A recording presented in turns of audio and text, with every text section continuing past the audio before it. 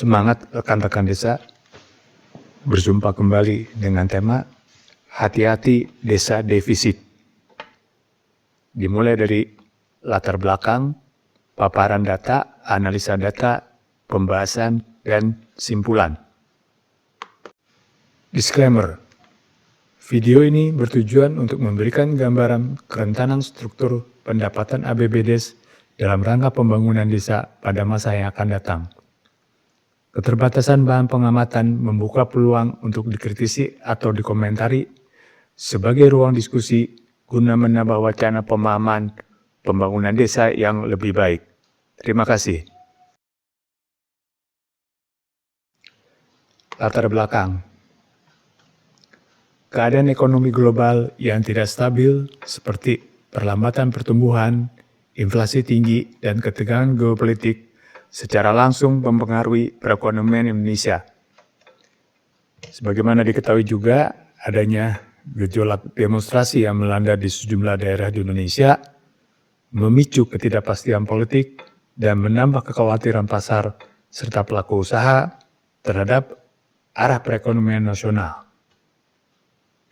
Pada tahun 2025, terjadi pemangkasan anggaran transfer ke daerah atau TKD dan kemungkinan akan berlanjut ke tahun 2026 disebabkan oleh pergeseran anggaran dari daerah ke pemerintah pusat untuk memperbesar belanja pada kementerian lembaga yang fokus pada program prioritas nasional. Pemerintah daerah atau Pemda didorong untuk kreatif dan inovatif dalam melakukan agenda pembangunan di wilayahnya, termasuk pada upaya peningkatan pendapatan asli daerah atau PAD. Tujuannya adalah agar ketergantungan terhadap transfer ke daerah atau TKD yang bersumber dari APBN dapat ditekan.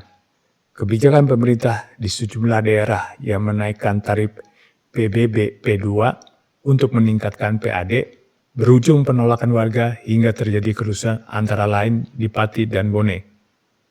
Bahkan saat ini kita tahu di Pati timbul upaya pemaksulan bupatinya.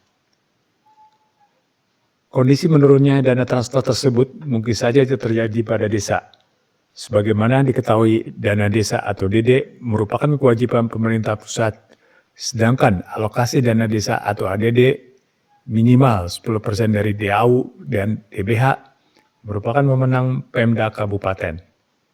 Untuk itu sudah saatnya desa mulai memikirkan meningkatkan pendapatan asli desa atau PADes agar struktur APBDes tidak menjadi rentan apabila dana transfer mengalami penurunan. Paparan data.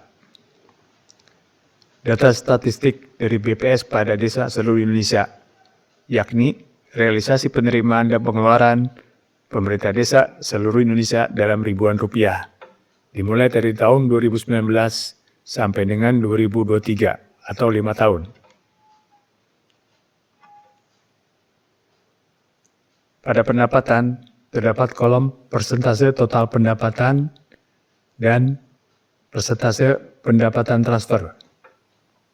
Persentase total pendapatan merupakan perbandingan PAD atau transfer atau lain-lain terhadap total pendapatan, sedangkan persentase pendapatan transfer warna merah itu merupakan perbandingan dana desa, ADD atau lain-lain terhadap total pendapatan transfer. Pada belanja terdapat kolom persentase total belanja yang merupakan perbandingan belanja per bidang terhadap total belanjanya. Analisa data. Berdasarkan data selama 5 tahun tersebut di atas, yakni 2019 sampai dengan 2023, dijumpai kondisi sebagai berikut. Ini merupakan cuplikan daripada tabel BPS tersebut di atas. 1. Pendapatan asli desa atau PADes mengalami fluktuasi yang tidak signifikan terhadap total pendapatan sebagai berikut. Tahun 2019, persentase terhadap total pendapatan 2,5%. Tahun 2020, persentase terhadap total pendapatan 2,56%, naik terhadap tahun sebelumnya. Tahun 2021, persentase total pendapatan 2,45% atau turun dari tahun sebelumnya. Tahun 2022, persentasenya 2,39%, juga turun dari tahun sebelumnya.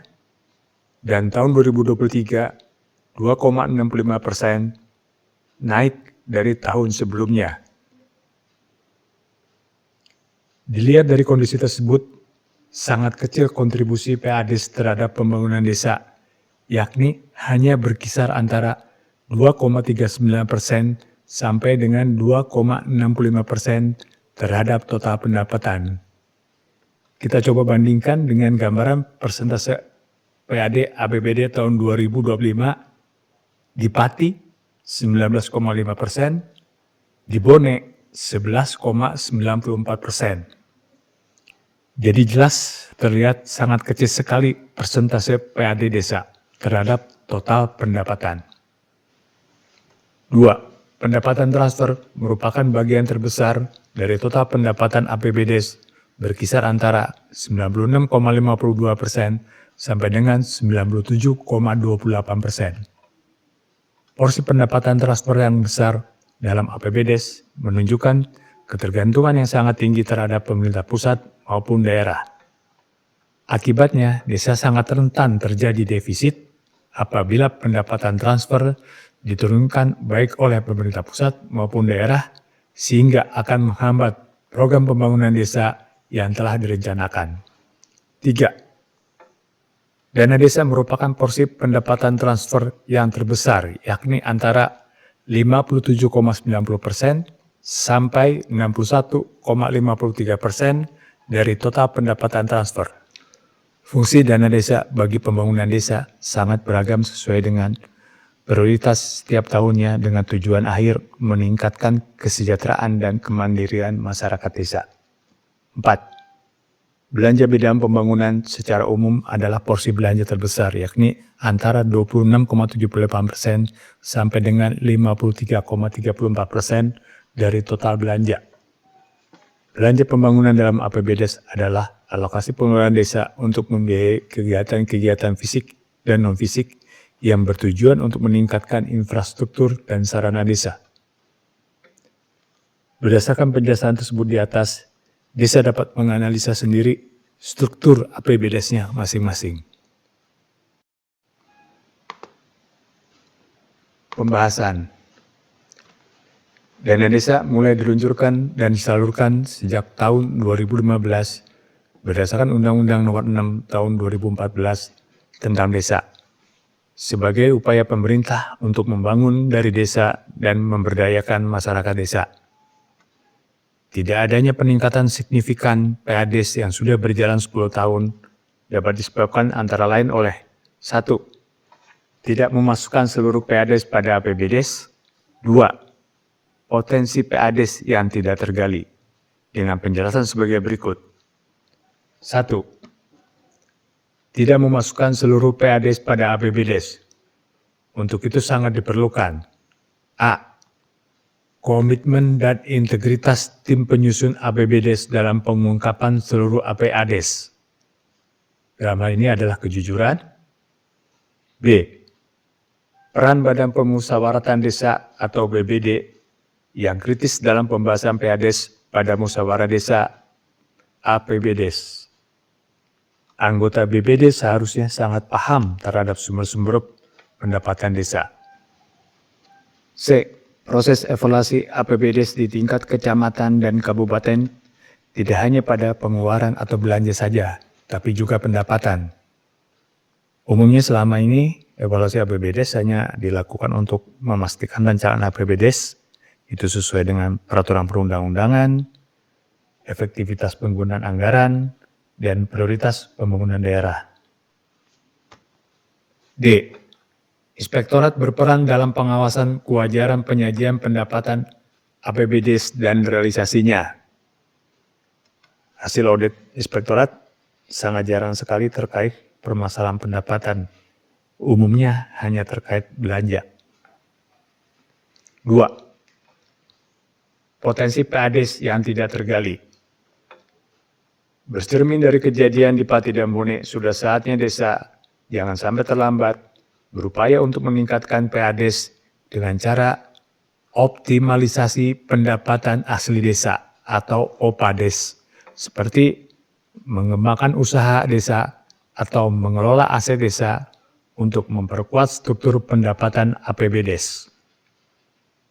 Pelaksanaan pembangunan seharusnya mulai diprioritaskan untuk dapat meningkatkan PADES sesuai potensi masing-masing desa. Sebagai contoh, pembangunan pasar dan pariwisata.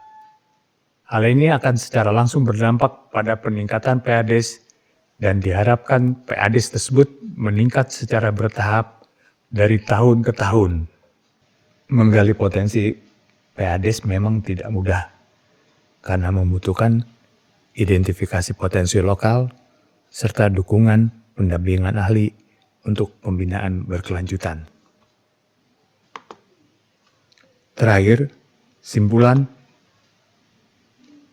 perlu dipahami bahwa PADES adalah komponen penting untuk memperkuat keuangan desa dalam pengelolaan dan pembangunan desa.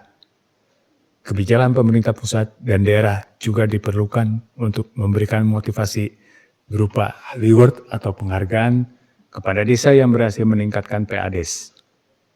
PT Partner Solusi Inovatif memiliki pengalaman dalam pendampingan OPAD Pemda karena keberhasilan OPADES tidak semata-mata pelaksanaan pembangunan fisik saja, tetapi diperlukan kegiatan lainnya terkait peningkatan PADES antara lain: 1.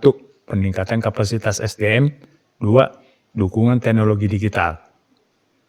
Untuk itu kepada rekan-rekan desa jangan lupa like, comment, and subscribe agar dapat menyaksikan tayangan video kami berikutnya terkait optimalisasi pendapatan asli desa atau OPADES.